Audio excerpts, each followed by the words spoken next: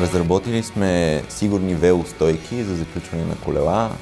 Заключват предната и задната капа на велосипеда, както и неговата рамка. Стойките се управляват през мобилно приложение, захранват се от соларен панел, защото искахме всичко да е еко.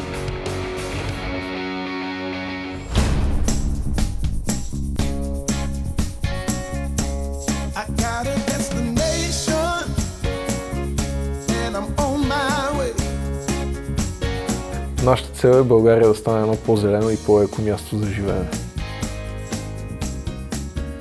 Най-големият ни успех беше в началото, когато спечелихме финансиране, и след това първи истински успех бяха инсталациите на стойките и това да видим как хората ги използват.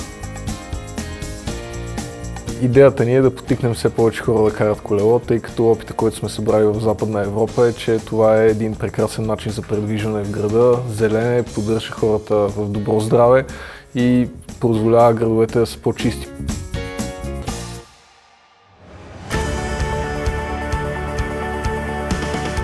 Докато бях в университета, си купих чисто ново колело за 120 паунда и се оказа, че един катинар струва 40 паунда, но пък доста лесно се разбива. Всъщност има видеа в интернет, където може човек да види как за 30 секунди може да му се разбие катинара. В цяла Европа се крадат изключително много колела всяка година. Само в Лондон на всеки 60 секунди се открадва едно колело. И всъщност това ме накара да стигна до идеята да направим сигурни стойки за колела. Защото се оказа, че няма такова нещо в света.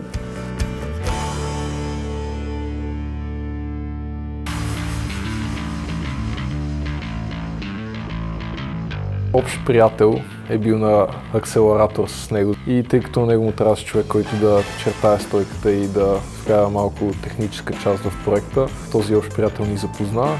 Първо ми се стори много висок, второ доста добре се напаснахме още от самото начало. Хобитите и интересите са ни еднакви, колоездене, ски, уейкборд. Бях от децата, които не обичат да седат вкъщи. Всеки път, когато ходих на село при баба и дядо, бях от децата, които постоянно са навънка, карат колело, ходят в реката. Имаше сезони, в които събираха охлюви.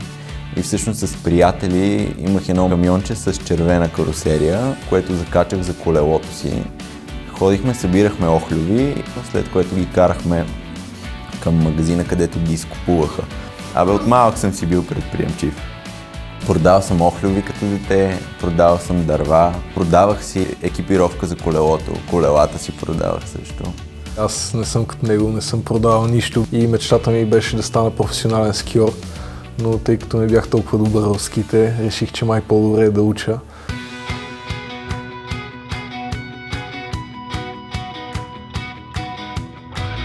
Аз съм учил в Германия машинно инженерство в Клеве. Учил съм бизнес и предприемачество в Лондон.